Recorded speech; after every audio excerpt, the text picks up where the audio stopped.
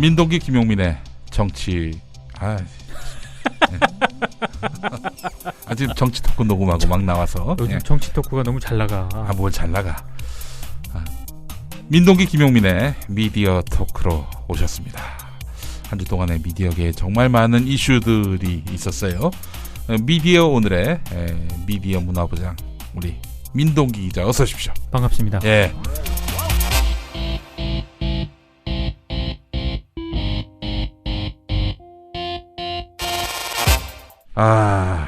채널A의 주간이었다. 그렇습니다.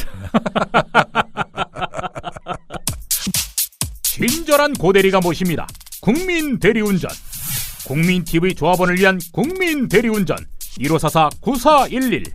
서울 경기 어디서나 친절하게 모십니다.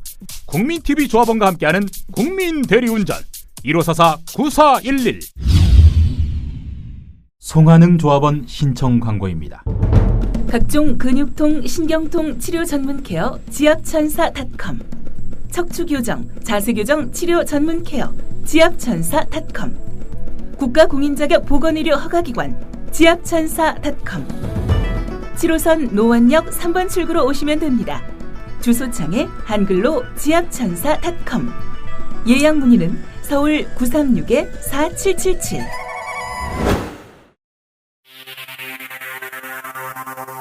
앞서 지난 7일 채널A의 한 앵커는 사고로 숨진 2명이 중국인으로 확인됐다는 소식을 전하며 우리 입장에서는 다행이라고 말할 수도 있을 것 같다는 취지의 발언을 해 비판을 받았습니다.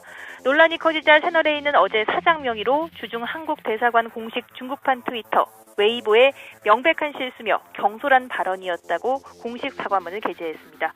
비판 여론이 확산되자 정부가 서둘러 진화에 나섰습니다. 조태영 외교부 대변인은 이번 논란을 언급하며 중국인들에게 해당 언론인과 방송사의 사과를 받아달라고 요청했습니다. 또 사고 수습이 원활히 이루어지도록 최대한 노력하겠다고 약속했습니다. 중국 국민들이 이러한 사과를 받아들여 주기를 희망합니다. 한국 국민과 중국 국민들은 서로를 소중한 친구로 생각하고 있다고 굳게 믿습니다. 박근혜 대통령은 종합편성 채널인 채널A 진행자의 아시아나기 착륙 사고와 관련한 실언에 대해 중국 국민이 그동안 한국 국민에게 우호적 생각을 갖고 있었던 것이 사라질 판이 됐다고 지적했습니다. 박 대통령은 오늘 언론사 논설실장과 해설실장과의 청와대 초청 오찬에서 얼마나 중국 국민에게 상처를 많이 줬겠느냐며 이같이 말했습니다.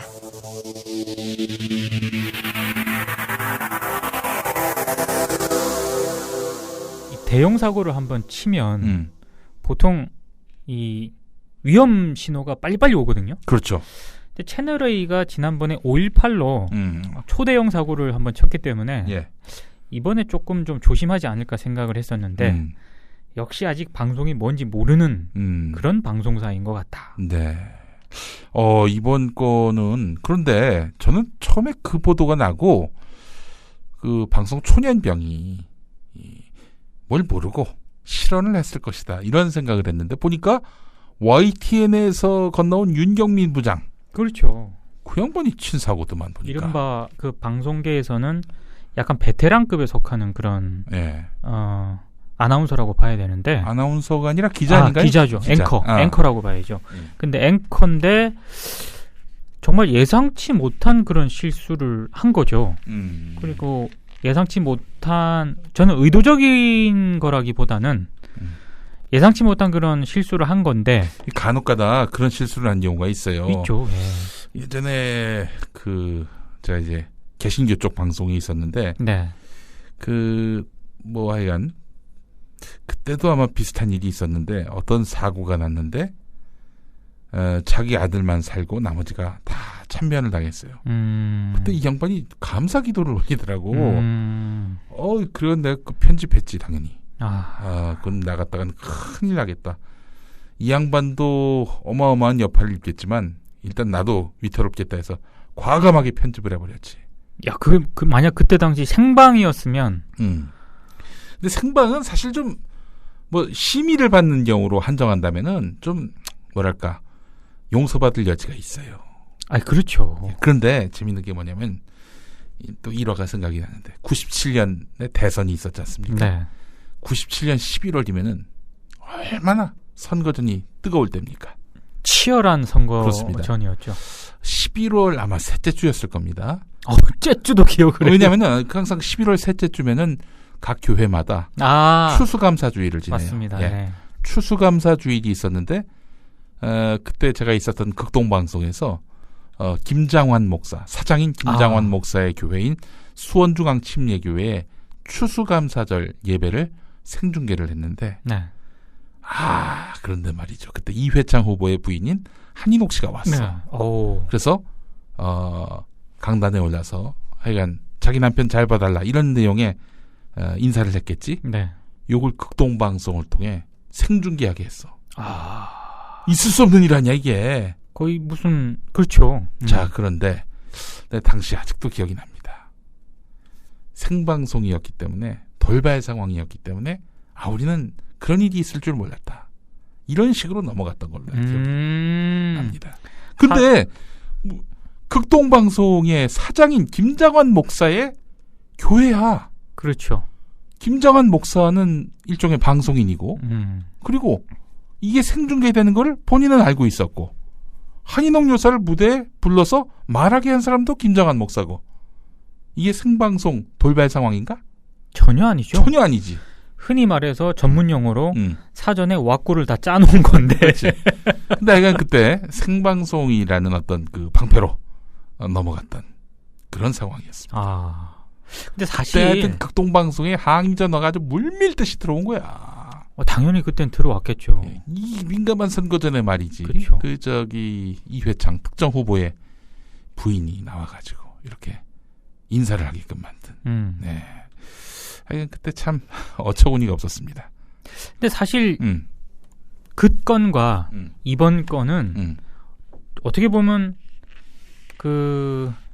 종편이긴 하지만 그리고 명백한 실수이긴 하지만 사실 적절한 그런 제재 조치와 비판 이런 걸 감수를 하고 넘어갈 수도 있는 그런 문제였거든요.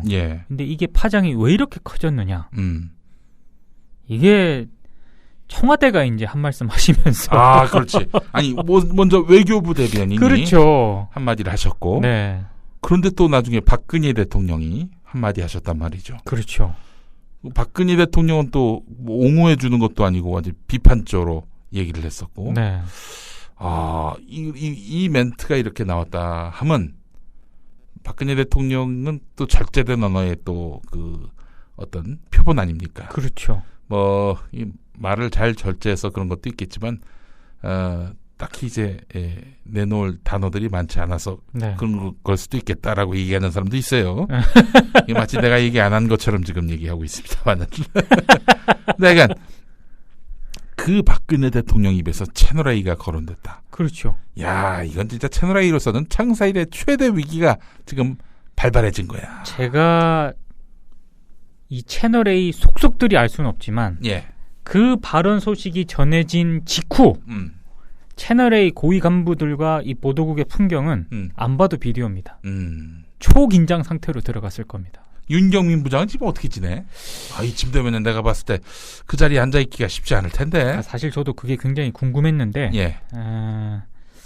좀 알아보겠습니다. 저도 사실 굉장히 궁금합니다. 이 정도 되면 좀 날아가지 않을까 싶기도 하고요. 여러 가지로 좀 궁지에 처해 있지 않을까 이런 생각이 드는데 어찌됐든 지금 채널A가 갑자기 공공의 적이 돼버렸어요. 지금 중국과의 관계라든가 이런 거에 있어서도 걸림돌이 되고 있고. 아니 어제 보니까 어마어마한 징계를 받았다고요? 그렇죠. 사실 그 채널A와 관련해서는 지금까지 막말 방송 이런 것 때문에 계속해서 문제 제기가 이어졌었는데 갑자기 방송통신심의위원회가 한날 1시에 채널A에 대해서 무려 4건의 징계 퍼레이드를 벌입니다. 징계 퍼레이드. 징계 파노라마가. 아니 이게 이례적인 거예요. 왜냐하면 지금까지 그렇게 문제 제기를 하고 5.18 이렇게 할 때도 이렇게 딱 적재적소에 딱 징계를 내린 적이 없었거든요.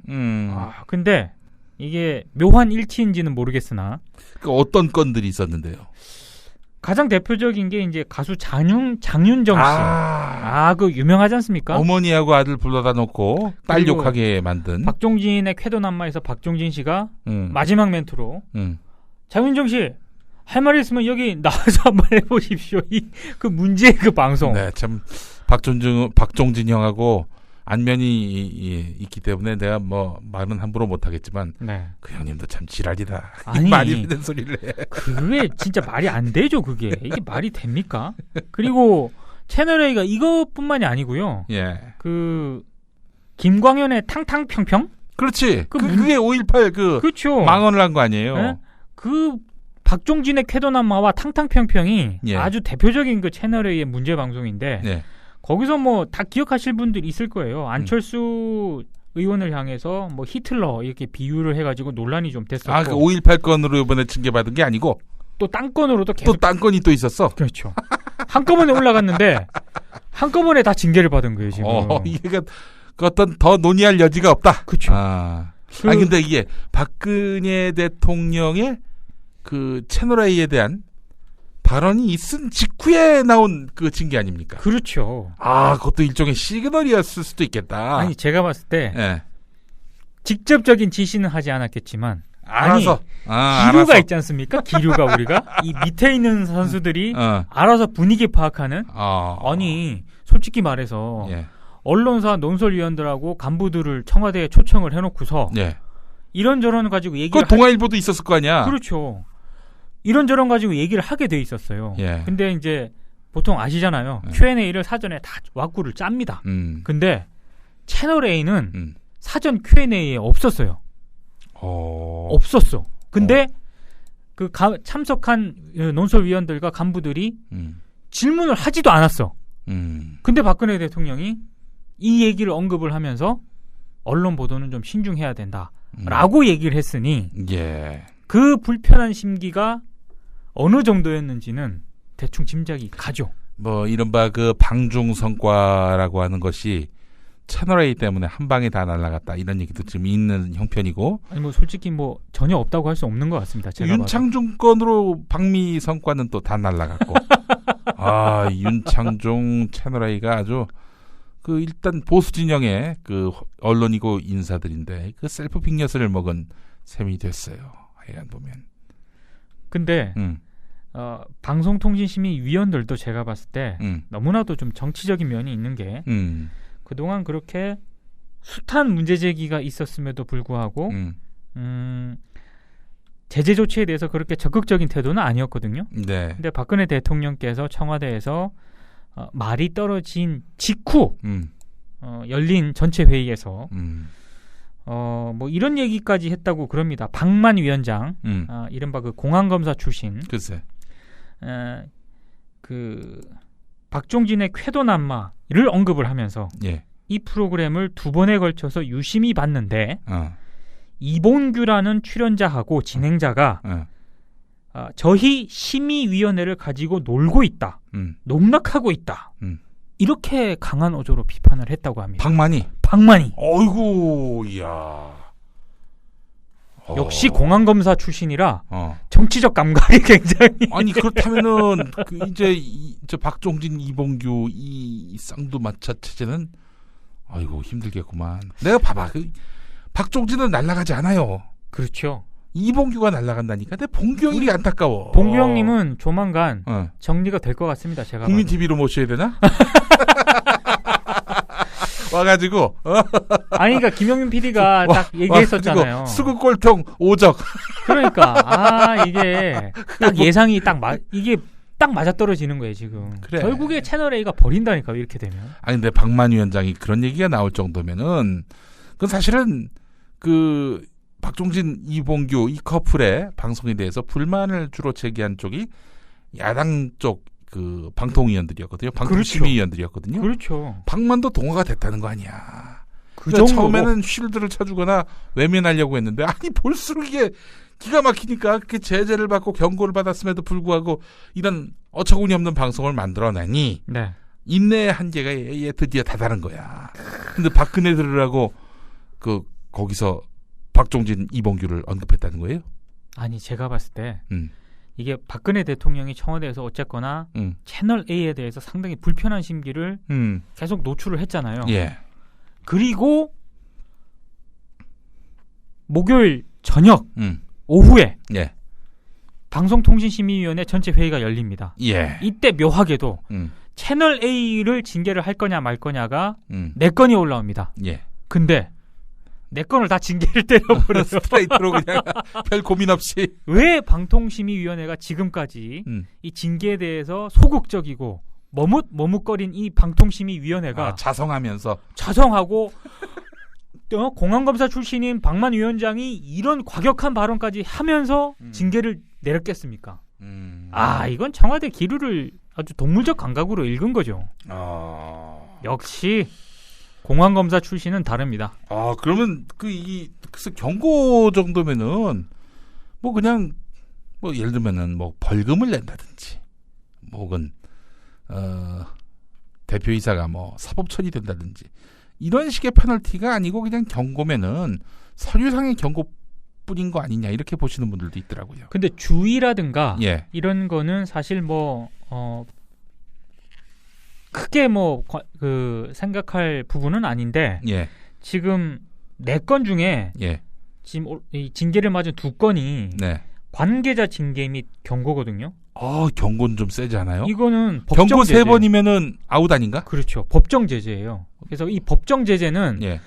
제가 정확하게 그 기준을 봐야 되는데 법정 제재가 이 점수가 있어요. 예. 근데 그 점수가 일정 점수를 넘어가게 되면 재허가에서 탈락을 하게 돼요. 근데 재허가가 지금 내년 초에 이제 최종 결정이 되잖아요. 예.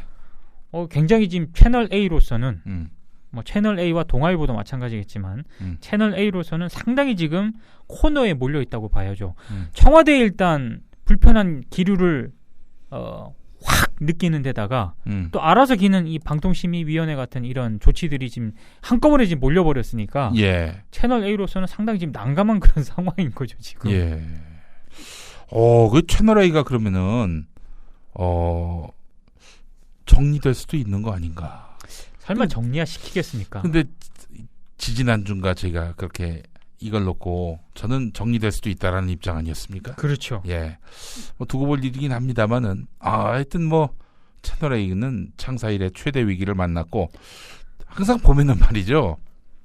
이 채널 A가 똥을 싸면 동아일보가 치웁니다. 그렇습니다. 예. 요번에도 보니까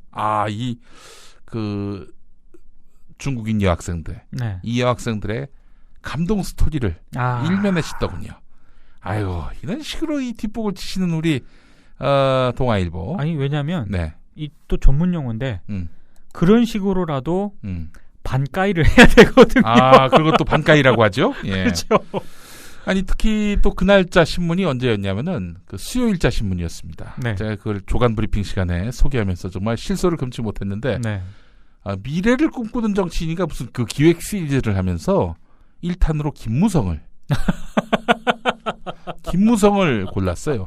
김무성하고 인터뷰를 하면 당연히 그거 물어봐야 되는 거 아닙니까? NLL 대화록 관리돼서 당신 어떻게 입수를 해서 그때 유세 때 깠느냐? 그거 안 물어볼 거면 인터뷰를 왜 합니까? 그 인터뷰할 이유가 없지. 지금 국면에서 한마디도 안 나와. 한마디도. 근데 비슷하게 갔던 질문 하나 있었어. 왜 요즘 언론과 접촉을 안 하십니까? 요즘 공부하느라고요. 이런 거. 이런 말도 안 되는. 예를 들어 그럼 사실 미래를 꿈꾸는 정치인 그 기획에 맞게 기사를 쓰려다 보니까 그 부분은 넣을 수 없다라고 하더라도 최소한 앞부분에 최근 NLL 대화록 문제로 문제적 인물, 논쟁적 인물로 떠오른 김무성 새누리당 의원은 이렇게라도 시작해야 될 거 아니야. 그 당연한 거죠. 그거 안 하려면 언론 그 인터뷰를 왜 합니까? 그게 없어 내용에. 야, 이거 보면서 통일부가 미쳤나? 늘 항상 제정신이 아닌 신문이었지만 이게 도대체 말이 되는가라고 생각을 했는데 알고 보니 이 청와대의 대단히 불편한 기류와 무관하지 않을 것이라는 제 상상.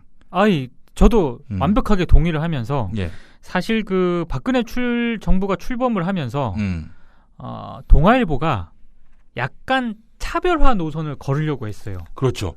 조선과는 다르게. 그렇죠. 깔 건 까고. 지금 정말 깔 건 깠고 거기에 또 채널 A와 합동으로 취재를 해가지고 지면에도 채널 A 기자 이름이 나가거나 그랬거든요. 같이 바이라인이. 그 인사 논란 때, 인사청문회 때 아주 그 독하게 나갔어요. 김용준 그 낙마에 네. 사실상 그 동아일보와 채널 A가 주도적으로 했다고 봐야죠. 그렇죠. 그리고 지금 그 이른바 성접대 의혹 논란에 휩싸인 김학의 전 차관 같은 경우도 채널 A가 동아일보와 함께 진짜 매섭게 몰아쳤거든요. 상당히 좀 당혹스러운 그런 사안이었는데 굉장히 약간 보도 태도가 선정적이긴 했지만 그럼에도 불구하고 날이 상당히 서 있는 그런 기사를 여러 번 썼단 말이죠. 예. 그리고 또 초기긴 하지만 그 진보 인사들 인터뷰도 시리즈로 몇 번 나갔었어요. 조국, 그렇죠. 우석훈 뭐 네. 이런 분들. 그 몇 번 나갔기 때문에 동아일보가 좀 변하려나 이런 기대를 일각에서 가졌는데 그 최영훈 편집국장, 그렇죠. 그 양반이 들어서면서 네. 상당히 좀 그 눈조가 달라지기도 하고. 특히 이 북한 문제에 있어서 조선일보와는 굉장히 좀 전향적인 자세를 보였었거든요. 근데 이런 물론 원칙적으로 봤을 때는 동아일보의 이런 변화에 대해서 그게 과연 변화라고 볼 수 있느냐 이렇게 혹평을 하시는 분들도 있는데 지금 동아일보 내부의 여러 가지 그 역학관계를 보면 이런 변화도 사실 쉽지는 않거든요. 그렇죠. 근데 이번 채널 A 사고로 제가 봤을 때 완전히 갑니다. 동아일보 변화는 이제 접어도 된다. 저는 이렇게 생각이 듭니다. 원점으로 회귀했다. 완전히 갔죠. 이거 어떻게 지금 깝니까 지금 박근혜 정부를. 야 정말 참 하여간 혹시 동아일보 역시 동아일보. 그러니까 제가 보니까 그나마 최영훈 편집국장이 들어서면서 온건 보수 이런 쪽에서 뭔가 좀 이니셔티브를 잡으려고 굉장히 여러 번 시도를 했는데 지금 상황이 이렇게 되면은요 동아일보 내에서도 굉장히 그 강경파들이 있거든요. 네. 그 이른바 매파. 그렇죠. 매파들의 입김이 굉장히 세질 가능성이 높죠. 김순덕 편집국장 이렇게 되는 거 아니에요? 그러면 최악이죠. 최악. 동아일보.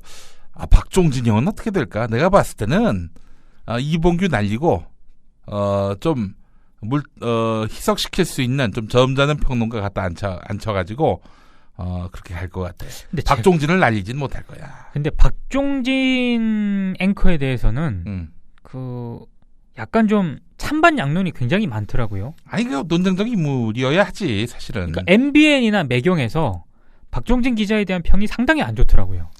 안 좋은 이유를 다 알지. 네. 아는 사람들은. 그렇죠. 그러니까 이제 박종진 씨가 MBN 출신인데 네. 뭐 새누리당 그 출마하다가 나갔다가 네. 뭐 공천을 못 받았나 그랬을 받았죠. 거예요. 네. 그래서 이제 완전히 낙동강 오리아 신세가 된 거 아니야. 그렇죠. 그런데 다시 매경의 최고 책임자에게 달라붙어가지고 복직을 호소했었고. 그때 굉장히 여론이 안 좋았죠. 네. 하여튼 돌아왔어요. 네. 돌아와서 얼마 안 돼가지고 채널 A에 바로 또 점프를 하셔가지고. 이른바 그 배신자 퍼레이드를 연속적으로 그냥 근데 하시는 바람에 또 이 동아일보 가서 굉장히 잘 나가요. 그렇죠. 예. 그러다가 이번에 조금 위험하지 않나 이렇게 생각을 했었는데 역시나 걸렸는데 채널 A가 저도 박종진 앵커를 버리지는 못할 거라고 보는데 예전만큼의 그런 어떤 그 방송을 과연 할 수 있을까? 이 정도 되면 엎드리거든요. TVN 보십시오. 완전히 지금 납작 엎드렸습니다. 그러니까 제가 이제 국민 TV 얘기를 또 하자면은 방송통신위원회로부터 등록이든 허가든 이거 안 받고 독립미디어로 인터넷 기반의 독립미디어로 가야 된다. 이 주장을 펴는 이유가 다 있습니다. 그렇습니다. 이게 만약에 뭐 케이블 TV에 진출한다고 PP가 돼가지고 방통위에 등록을 한다. 이거 조지는 방법은 수천 가지거든. 그렇죠. 무슨 수를 써서라도 방송 내용 꼬투리 잡아가지고 말이죠. 이거 가지고 조지면은 대책이 없다고. 참 아주 절묘한 그런 그 디졸브 기간이 있었는데 이 디졸브 기간이 뭐냐면 겹치기 기간이었는데 제가 나는 꼼수다를 열심히 하면서 아울러 지상파에 열심히 나가던 때가 있었습니다. 그렇죠. 그래서 당시에도 보면 말이죠. 그 KBS ETV의 그 굿모닝 대한민국이라는 프로그램에 나갔는데 그때 이제 MC를 봤던 아나운서가 이현주 아나운서, 지금 9시 뉴스 앵커하는. 네.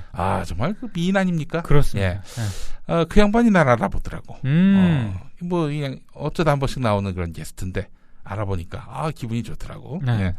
하여튼 그런 때였습니다. 그때 무슨 일이 있었냐면은 제가 SBS 전망대라고 우리 김소원 아나운서. 예, 그렇죠.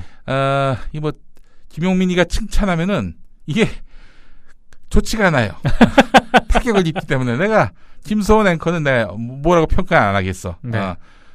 나쁘게 평가하는 게 도움이 된다면 그 아주 나쁜 사람이에요. 라고 하고 싶지만 그것도 뭐 사실이 아니니까 그냥 평가는 안 하겠습니다만. 이 김소원 앵커가 진행하는 SBS 전망대 출연을 했는데 내가 이제 뉴스 브리핑을 하잖아요. 네. 그래서 이 신문 저 신문 기사 끌어와가지고 뭐 이렇게 이야기를 했지. 그랬더니 어떻게 된 일인지 모르겠지만 내가 방송에서 말한 내용들을 그대로 받아치나 봐. 누가? 그래서 이 기사하고 그 출처의 기사가 있을 거 아니에요. 네. 싱크가 맞으면 바로 이걸 방통심의위원회에다가 민원을 넣는 거죠. 민원을 넣지. 그래서 징계 먹었어. 뭘 가지고 징계를 먹어요? 하여튼 남의 기사 갖다 우라카이 했다고 그런 이유로 내가 징계를 먹었어요. 뭐 물론 내가 징계 먹은 건 아니지. 형식적으로는 SBS가 징계를 먹은 격이 됐는데. 아니 뉴스 브리핑인데? 네, 그렇지. 성격이 그렇고 딴 사람들 다 그렇게 하거든. 나도 그렇게 했어요. 네. 근데 이 출처를 제대로 안 밝혔다. 뭐 이게 이제 사실은 꼬투리였는데 통상 그 브리핑의 그 스킬이라고 하는 것들이 그러한 건데 나는 아주 정교하게 이 감시를 당했던 거지. 야. 이거 보면서 이게 걸면 걸리는구나. 이게 결국에는 누구를 집중적으로 타겟 삼겠어요. 정권의 비판적인 세력을 그렇죠. 상대로 집중적으로 감시를 할 것이고 그 감시가 너무 지나치면은 결국에는 그런 방송을 안 하게 됩니다. 귀찮으니까. 그러니까 KBS, MBC에서 시사 프로 없어지고 SBS도 서서히 퇴조하고 있는 추세는 그건 무슨 어떤 정권적 차원의 공작이라기보다는 피곤하거든. 그렇죠. 피곤해서. 또 그런 분위기가 그 제작진이라든가 방송사에 퍼지게 되면 기운 빠지거든요. 네. 이제 안 합니다, 이제. 그렇지. 그러니까 예전에 모 방송 이야기인데 모 방송이래 봐야 뭐 뻔합니다. 어디서 들은 얘기예요. 사실인지 아닌지는 모르겠어. 근데 상당히 설득력이 있어요. 네. YS 정권 때였습니다. 네. YS 정권 때였는데 8시 뉴스를 하는 방송사가 있었어요. 그 방송사? 난 어디라고 얘기 안 했어. 네. 8시 뉴스라는 방송사가 있었는데 그 뉴스가 갑자기 난데없이 경쟁 두 채널이 9시 뉴스를 하잖아요. 네. 9시 뉴스를 가는 거야.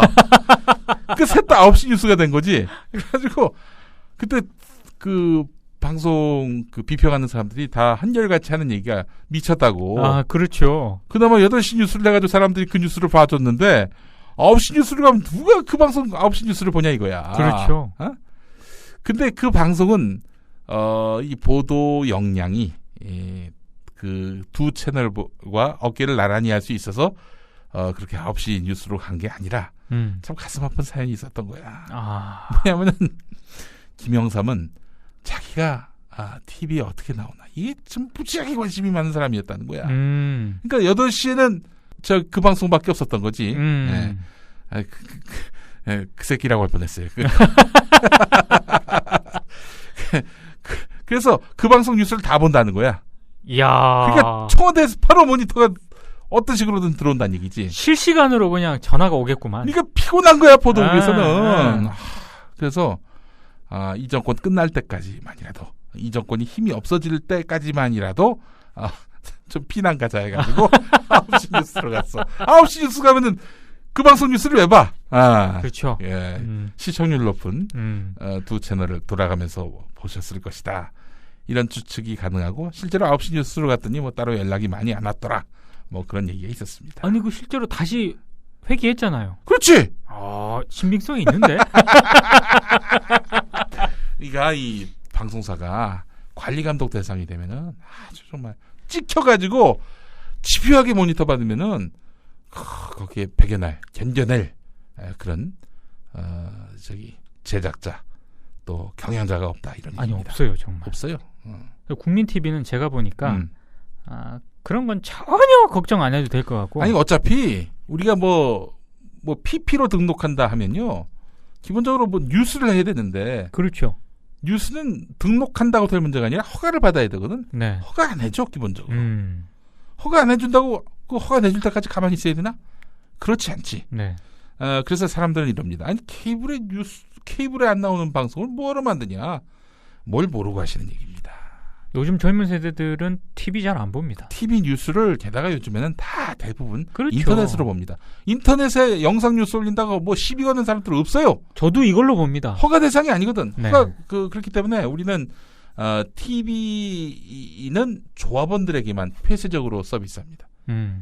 조합원들 우리끼리 보는 방송 뭔 시비야. 시비 걸 이유가 없어요. 그거는. 내가 또 유권 해석을 받아봤지.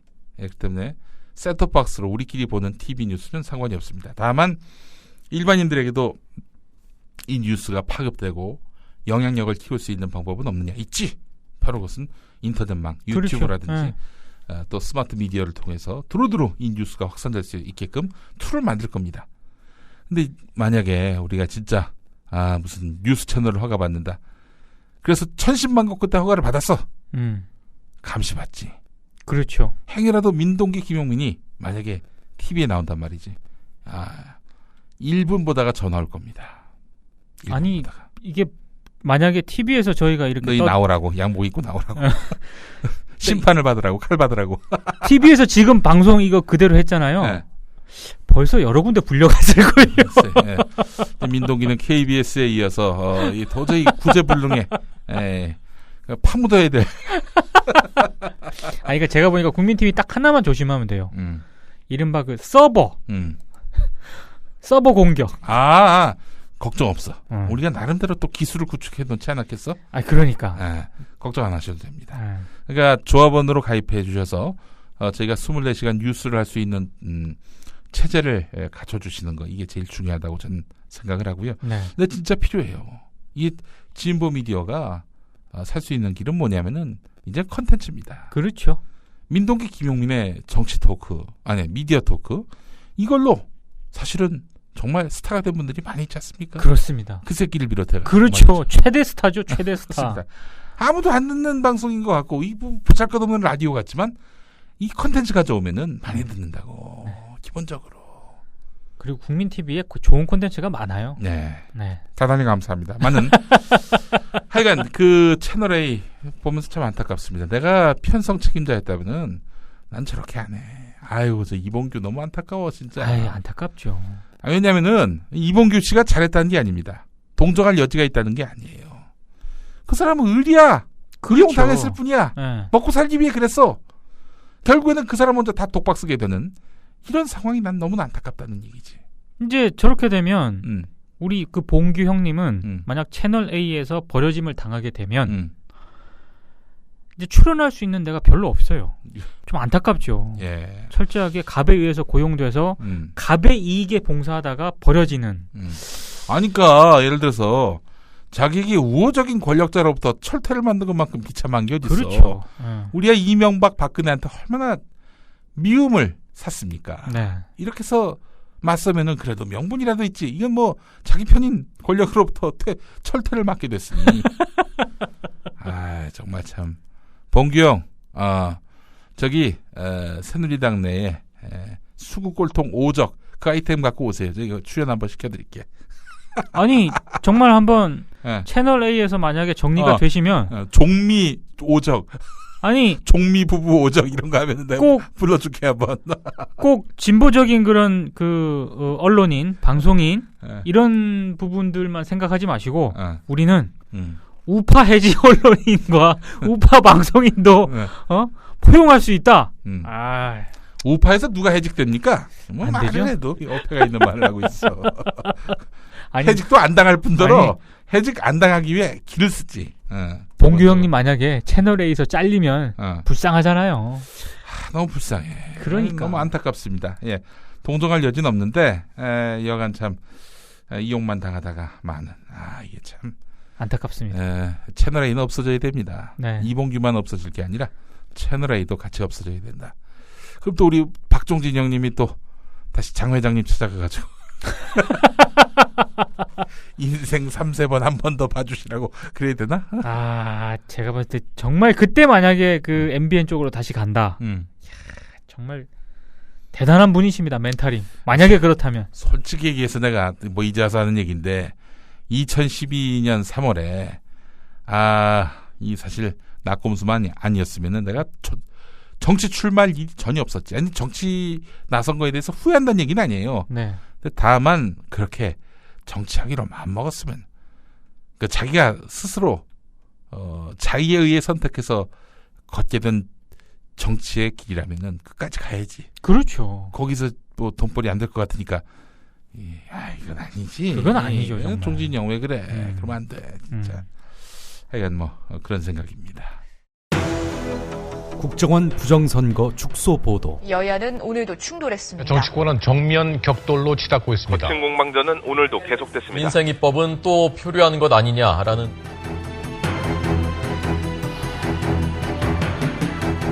장악당한 언론은 진실로부터 멀어지고 있습니다. 낙담하지 마십시오. 국민TV가 이제 날개짓을 하려고 합니다.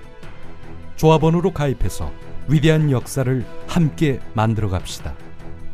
미디어 협동조합 국민TV 홈페이지 또는 서울 전화 3144-7737 또는 3144-0933으로 가입하실 수 있습니다. 한국일보 파괴주범 장제군은 물러나라. 한국일보 파괴주범 장제군은 물러나라. 장제군은 물러나라. 지금 들어오기는 했지만 그리고 저희가 이제 편집국 폐쇄가 풀리고 기자들의 집배신 아이디 접속까지는 됐어요. 즉 가처분 신청 결정을 해서 가나 다항이 있는데 나와 다항은 됐어요. 그런데 지금 뭐가 안 되고 있냐면 일단 편집부가 그러니까 우리가 기사를 쓰면 편집부에서 판을 만들어서 그걸 내려보내야 되는데 지금 판을 만드는 그 프로그램을 작동할 수가 없게 되어 있습니다. 그래서 우리가 판을 짤 수가 없어요. 그러면 어디서 짜고 있느냐? 당연히 서경에 있는 짝퉁 편집실에서 짜고 있을 게 확실하거든요. 확실하고. 그러니까 저희는 근로를 제공하려고 해도 그런 근로를 제공한다는 거는 기사를 써가지고 쓰는 것만으로는 의미가 없는 거고 신문이 나와야지 의미가 있는 건데 결국 가처분 신청의 가항이 그 기자들이 근로를 제공하는 것을 하면 안 된다. 근로 제공하려고 할 때 그걸 막으면 안 된다는 부분인데 그 부분을 지금 어기고 있다고 봐야 되는 거고. 채널A 얘기를 너무 많이 했는데 그러게요. 곧 없어질 방송을 너무 많이 우리가 걱정을 해준 것 같아서 좀 시간 낭비라는 생각도 좀 들고. 아니 어떻게 됐어 참 우리 한국일보. 거기가 지금 외부에 알려지기로는 법원 판결이 있었잖아요. 글쎄요. 완전히 아주 뭐 그냥 장제구 엿먹으라는 판결이었지. 그렇죠. 거의 뭐 완승이고 편집국 폐쇄 조치가 부당하다. 네. 그래서 지금 이제 열어줘야 되는 그런 상황이고 실제로 열었고 그래서 기자들이 들어갔죠. 근데 문제는 참여를 안 하고 있다는 겁니다. 못 하고 있는 거죠 지금. 기사는 기사를 이제 들어가서 이제 기사를 쓸 수 있는 모든 그 환경은 다 갖춰졌는데 취재와 지면 제작에 참여할 수 있도록 회사에서 무슨 조치를 해줘야 되잖아요. 지금 그게 없다는 거고요. 월급은 나가야 될 거 아니야. 그렇죠. 아니 좋네. 아니 근데 문제가 뭐냐면 하루 종일 회사로 출근해서 문제가 뭐냐면 이른바 그 짱이 있지 않습니까? 짱이 있으면 이런 사태에 있어서 사태를 항상 해결을 가로막는 선수들이 짱 밑에 위시한 이른바 친위대들입니다. 그 친위대들이 항상 이 사태 해결을 가로막고 있는데 이번에도 이른바 그 짝퉁 신문 제작을 총괄해 온 사람이 한국일보의 지금 하종호 편집국장 직무대행입니다. 그 사람 저기 편집국장 자격 없다고 판결 난 거 아니에요? 그렇죠. 사실상 그렇게 판결이 난 건데 이 직무대행이 지금 뚜껑이 열려 있는 그런 상태라고. 왜냐? 그동안 여론이 워낙 안 좋았잖아요. 그러니까 이제 장제구 회장을 뺀 나머지 경영진들이 좀 전전긍긍했나 봐요. 여론이 워낙 악화가 되니까. 그래서 이제 법원 결정도 이렇게 났고 예. 그래서 자연스럽게 편집국 문도 열고 이참에 좀 편집국도 어느 정도 정상화해서 이른바 그 탈출구를 좀 만들고 싶었던 거죠. 예. 근데 법원 결정 이후에 그날 저녁까지만 하더라도 박진열 사장을 비롯해가지고 경영진들이 이 정상원 이 한국일보 비대위원장을 만납니다. 그래서 노사가 수용할 수 있는 인사를 새로운 편집국장으로 임명을 하고 뭐 여러 가지 임명 동의라든가 이런 절차적 제도적 개선책을 마련하겠다. 아, 순리대로 풀어가는 길이었구나. 그렇게 풀어가는 길이었는데 이렇게 되면은 소위 말해 낙동강 오리알 신세가 되는 게 누구겠습니까? 하종호지. 하종호를 비롯한 그 지금까지 짝퉁신문 만들어 왔던 간부들이잖아요. 글쎄 말이에요. 격렬하게 반발을 한 거예요. 그래서 박진열 사장에게 엄청나게 대들었답니다. 그래서 우리가 지금까지 말이야. 그렇죠. 정말 똥 다 뒤집어 써가면서 당신들을 위해 싸워줬는데 이 돌아온 대가가 이거냐? 그렇게 돼가지고 이 사람들이 어떻게 이렇게 의리가 없을 수 있느냐? 그렇죠. 지금 어정쩡한 상황이 된 거예요. 이러지도 못하고 저러지도 못하고 있는 그 상황이라 아마 며칠 내로 어떤 결정이 내려지지 않을까. 하정우는 그럼 대안이 뭐야?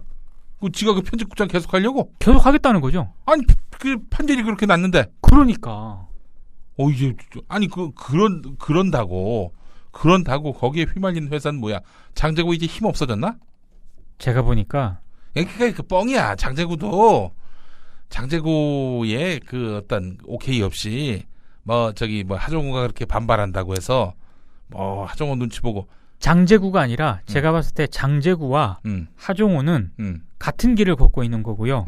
이른바 그 박진열 사장 사주를 제외한 한국일보 이른바 그 경영진들이 나름 탈출구를 찾으려고 한 거야. 근데 하종호 지금 편집국장 직무대행이 강하게 비토를 넣은 거고 거기에 대해서 장제구 회장이 침묵을 지키는 척 하면서 슬쩍 지금 하종호 직무대행 편을 들고 있는 게 아닌가. 아니 혹시 그 반대일 수도 있는 거 아닌가? 하종호한테 야 내가 나서긴 그러니까 네가 좀 총대 더 매라. 이렇게 한 거는 아닐까? 그럴 가능성도 있죠. 예. 그러니까 어찌됐든 지금 하여튼 둘은 한 통속이다. 한 통속일 가능성이 높고요.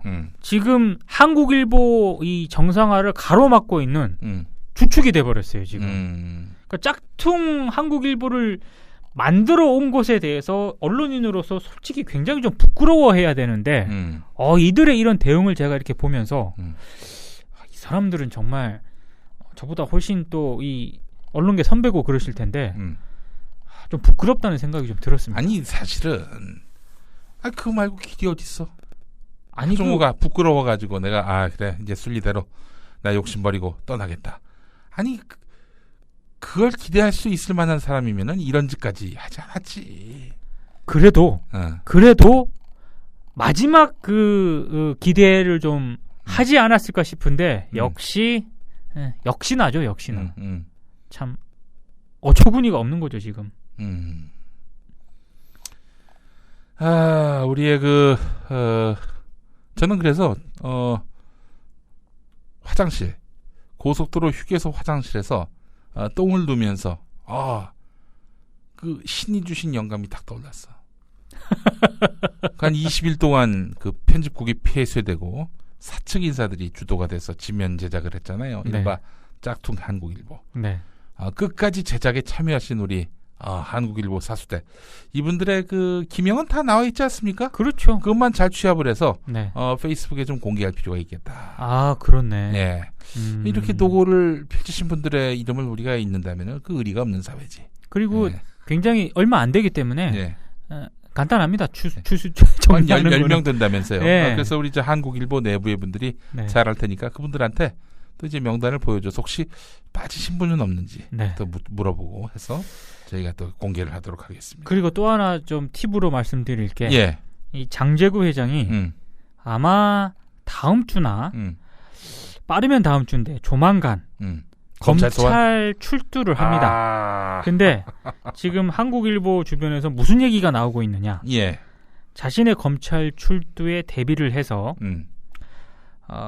서울경제 일부 기자들에게 법조팀이겠죠 당연히 이른바 그 바리케이드를 좀 설 것을 주문을 했다는 바리케이드? 이게 뭐야? 그러니까 이제 출두할 때 막 기자들이 달려들지 않습니까? 이른바 친위대, 경호대 역할을 해줄 것을 요청을 했다는 그런 썰이 있는데 혹시 뭐 사장님 힘내세요 뭐 이런 거 부탁 그 정도까지는 아니고 출두를 할 때 기자들이 엄청나게 달려드니까 그 기자들을 좀 어느 정도 마크를 해달라는 이런 주문인 것 같아요. 근데 웃긴 게 뭐냐? 서울경제 법조팀 기자가 몇 명인 줄 아십니까? 몇 명입니까? 3명밖에 안 됩니다. 그렇지. 사실 경제신문 기자가 그렇게 거기 법조팀이 많을 이유가 없지. 그러니까 얼마나 그게 황당하겠어요. 그래서 지금 뭐 어떻게 해야 되나 뭐 이런 상황이라는데 지금 비대위에서 이 장재구 회장 검찰 출두할 때 여러 가지 또 이벤트를 준비 중이라는.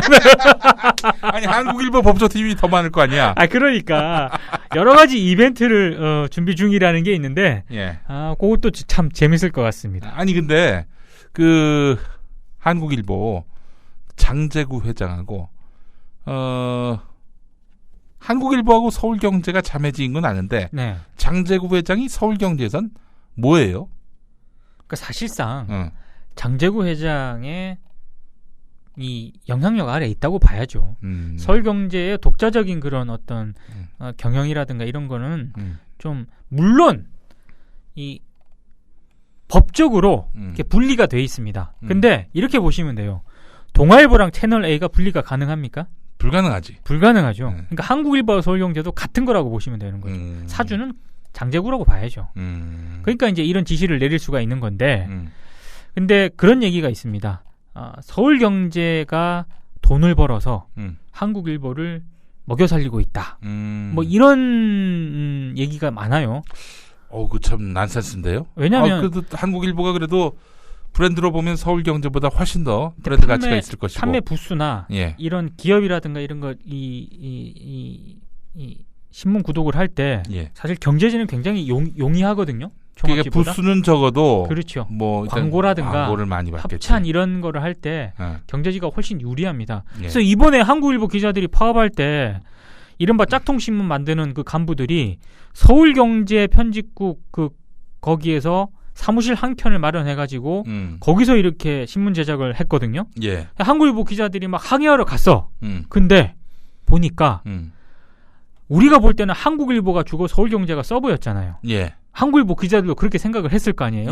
보니까 서울경제 막 편집국 사무실 이런 데가 쩌렁쩌렁한 거지. 거기서 한국일보 기자들이 엄청난 상대적 박탈감을 느꼈다는 그런 얘기가 있습니다. 그렇지. 아니 얼마나 좀 황당하겠어요. 그러니까 한국일보가 예전에 내가 알고 있기로는 그 왜 경복궁 근처에 그렇죠. 큰 건물, 뭐 큰 건물이었고 노른자 위에 그 건물이 있었죠. 그렇죠. 서울경제는 그거보다는 그 안에 있었을 테고, 그렇죠. 그거보다는 규모가 적었을 텐데 역전이 된 거죠. 역전이 된 거구나. 그게 이제 그래도 나름 한국일보가 자기 컬러를 유지를 하면서 지면 제작을 하려고 노력을 할 때 서울경제를 통해서 여러 가지 또 이런 뭐 광고라든가 이런 협찬을 또 유치를 해왔다는 게 딱 증명이 된 거죠 지금. 참 어쨌든 하종호 씨 인생 역전 한번 노리시다가 갈수록 나락에 빠지시는데 내가 봤을 때는 채널 A에 이봉규가 있다면 한국일보에는 하종호가 있다 이런 말을 드리고 싶습니다. 이용만 당할 뿐입니다. 그렇죠. 그러니까 지금이라도 좀 있었던 염치 먼지에 잔뜩 쌓인 염치 다시 털어내셔서 지금이라도 좀 상식과 원칙 기초한 합리적 선택을 하시길 바라겠습니다. 저도 부탁드립니다. 하종호 국장님. 하종호 국장 직무대행. 직무대행 불인정자님.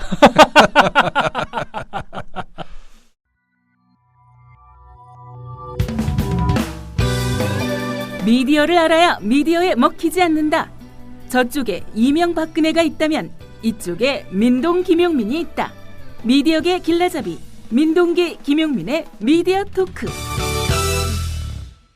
다음 주 월요일부터 제 국민TV가 인터넷 신문을 창간합니다. 국민TV 뉴스란 타이틀인데 네. news.kukmin.tv KUK. 예. 여러분의 많은 관심과 접속을 바라겠습니다.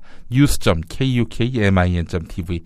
저도 좀 칼럼 쓰고 또 방송 내용들이 좀 녹취가 돼서 네. 또 소개가 되기도 하고요. 여러분들의 많은 사랑 바라겠습니다. 통신사 얘기를 오늘 좀 잠깐. 통신사. 네. 연합뉴스. 요즘 연합뉴스 다 뭐 구독을 끊겠다는 언론사들이 속속 나와가지고 연합뉴스 굉장히 큰 위기를 만났어요. 그러니까 지금 올해 초죠. 예. 중앙일보하고 조선일보가 연합뉴스와 전제 계약을 중단을 했습니다. 전제 계약이라 하면 연합뉴스가 그 컨텐츠를 그렇죠. 만들면 그 컨텐츠를 갖다 쓸 수 있는 그 권리를 말하는 건데, 그렇죠. 그걸 포기하겠다. 그러니까 돈을 안 내겠다. 그러니까 조선일보와 중앙일보는 연합뉴스 기사 필요 없다. 우리가 자체적으로 기사를 생산하겠다. 이렇게 해서 계약을 중단을 했고, 동아일보도 7월 1일자로 계약 해지를 통보를 한 상태입니다. 그러니까 조중동이 네. 연합뉴스와 뉴스 계약을 해지를 한 거죠 지금. 근데 오래전부터 연합뉴스에 기사는 안 받지 않았어요? 받았어요? 왜냐하면 안 받는 언론사가 별로 없습니다. 아니 그렇다면은 근데 연합 이렇게 해서 나온 경우는 없었잖아요, 기사가. 대부분이 이제 지면에서는 사진이라든가 정말 지역이라든가 이런데 지역판이라든가 이런 데를 제외하고는 자체 기자들이 다 쓰죠. 그렇죠. 그런데 이른바 언론사들이 운영하는 닷컴 사이트 있지 않습니까? 네. 거기 보면은 자세히 보세요. 클릭을 하면 한 50% 이상이 다 연합뉴스 기사입니다. 왜냐하면 이른바 페이퍼 지면 쓰는 기자들이 아직까지 닷컴의 이 별도 콘텐츠를 생산하지 않거든. 그렇지. 사실 우리 조상훈 선배, 네. 국민TV 사무국장, 이분이 국민일보 노조위원장 출신 그렇죠. 아니에요. 해직된 분. 해직 소송에서 계속 이기고 있는데, 네. 우리 조상훈 선배 얘기로는 기자들은 하루에 1개, 많아도 2개 이상 기사를 안 쓴다는 거예요. 그렇죠. 통상 신문사 기자들은. 네. 그런데 이 닷컴이 생기면서, 인터넷 신문이 생기면서 뭐 기사 수요는 어마어마한데, 이 신문사 기자들, 지면 기자들은 하루에 1건, 2건 이렇게 쓰는데, 그거 갖고는 아무리 기자가 많아도 다 소화를 못 하거든. 그러니까 그렇죠. 그거를 채울 수 있는 그래서 닷컴 용도의 기자들을 또 뽑고, 더러는 인턴 기자까지 뽑고, 그걸로도 부족하니까 연합뉴스 기사, 뉴시스 기사 이런 걸 갖다 쓰는 거고. 그렇죠. 그래서 양적으로 채운다는 거죠. 그리고 언론사 닷컴 쓰는 기사를 보면 바이라인이 대부분 없습니다. 이른바 조선닷컴 편집부 이렇게 나가요. 예. 그런 식으로 연예팀, 그렇죠. 뉴스 속보팀 그렇게 해서 나가는 거죠. 이른바 그런 기사의 대부분은 연합뉴스 기사를 우라카이 하거나 약간 첨언해서 이렇게 바꾸는 경우죠. 아니 근데 그것도 안 되지 않아요? 안 되는데 통상 그런 것까지 어느 정도 허용을 하더라고요. 연합뉴스가. 그렇죠. 고객 그거 갖고 문제 삼아가지고 언론사 페널티 주면은 알았어 연합뉴스 이제 다시는 안 볼게. 그렇죠. 이럴 수 있으니까. 그렇죠. 그러니까 지금 어찌됐건 연합뉴스와의 이런 뉴스 계약과 관련해서는 언론사들과 지금까지 연합뉴스가 항상 갈등 관계가 있었거든요. 근데 계약을 끊지를 못했어요. 근데 조중동이 이제 끊어버린 거예요. 그러니까 이 여파가 계속 가는 건데 이 문제의 핵심이 어디냐? 물론 연합뉴스가 김용민 PD도 알겠지만 MB 정권 때 정권에 아주 그냥 우호적인 기사 내보내고 그런 어떤 측면도 있는데 핵심은 포털입니다. 포털. 네이버에 뉴스 공급하는 거. 네. 사실 연합뉴스는 도매상이고요. 기존 언론사들은 소매상입니다. 그렇지. 예. 근데 포털의 그런 관계를 좀 고려를 했을 때 포털에 지금 연합뉴스가 기사를 다 전송을 하거든요. 뉴스 계약을 맺고. 그러니까 지금 네이버 보시면 아시겠지만 상당 부분이 연합뉴스 기사들이 많이 배치가 돼요. 그렇죠. 그러다 보니까 언론사들이 불만이 많아지는 거고 빠져라 이렇게 된 건데 아니 니들이 연합뉴스 쓸 것 같으면은 우리는 쓸 이유가 없지. 그렇죠. 그러니까 빠지라고 했는데 연합뉴스가 못 빠진다 이렇게 되는 거예요. 그래서 갈등이 붙은 거고 결국에는 조중동이 빠지게 된 건데 문제는 이 흐름이 전 언론사로 확산이 될 수가 있는 거고 예. 이 흐름을 미디어오늘이 이번에 한 면을 털어서 썼습니다. 연합뉴스로부터 예. 엄청난 아니 이런 기사를 하면서 막 온갖 그 미디어오늘에 관련돼 있는 연합뉴스 그 선배들로부터 전화, 뭐 회유 등등. 뭐 저희 아시잖아요. 네. 그러거나 말거나. 그렇다고 안 쓰면 미디어오늘이 그렇죠. 아니지. 뭐 서로 약간 좀 언성을 좀 높이다가 지금 뭐 계속 갈 것 같습니다. 예. 이 국면은. 연합뉴스로서는 그 창사 이래 최대 위기네요. 근데 그 소탐 대실한 거지. 그렇죠. 포털에서 돈 좀 벌려고 자신이 도매상임에도 불구하고 소매상처럼 행세하다가 결국 위기를 만났고 그리고 저는 하여튼 좀 쌤통이라고 생각하는 이유가 MB 정권 때 4대강 천안함 관련해서 그렇죠. 이 연합뉴스는 거의 그 요소를 이제 남발했던 상황이었어요. 저는 연합뉴스가 앞으로 가야 될 길은 이 미디어오늘 기사 제목이 함축하고 있다고 봐요. 지금 공공의 적이 됐거든요. 공적이 된 연합뉴스. 공공성, 공적 가치 회복이 살 길이다. 저는 여기에 좋네. 그게 답이 있어요. 본질적인 답이지. 연합뉴스가 미디어오늘에 항의할 게 아니라 자기 포지션에서 어떤 역할을 해야 되는지를 명확하게 새기면 되는 거예요. 아니 연합뉴스가 존경받을 만한 기사를 쏟아내면은 조중동이 왜 끊어 그를 끊을 이유가 없지. 그리고 국가로부터 정부로부터 수백억 원에 달하는 그런 지원금을 받거든요. 내가 하도 천안함 또 그 4대강 관련해서 요소를 막 쓰길래 이놈들이 도대체 정부로부터 얼마를 받나 따져봤어요. 한 300억. 300억 받습니다. 연. 예. 그러니까 이게 정부로부터도 이렇게 지원을 받죠. 그리고 기존 언론사들과 뉴스 제휴도 하죠. 그런데다가 포털에까지 보내니까 언론사들이 열 안 받겠습니까? 홍리를 취하는. 그렇죠. 당연히 열 받죠. 야, 이 새끼야. 너 네 얘기할 시간이 오늘 없었다. 그러게. 야, 이제 너도 이제 한물 가는구나 이렇게 해서. 걱정 마. 아직 쌓아놓은 게 많으니까 분발하라고. 너 같은 새끼들이 얼마나 많은지 정말 너를 다룰 시간이 없다 요즘에. 요즘 너무 많아져서 밀리고 있습니다. 그래요. 자, 오늘 민동기 부장 고생 많이 하셨고 또 다음 주간에 우리가 또 새로운 이슈로 만나 뵙도록 하겠습니다. 수고 많이 하셨습니다. 고맙습니다.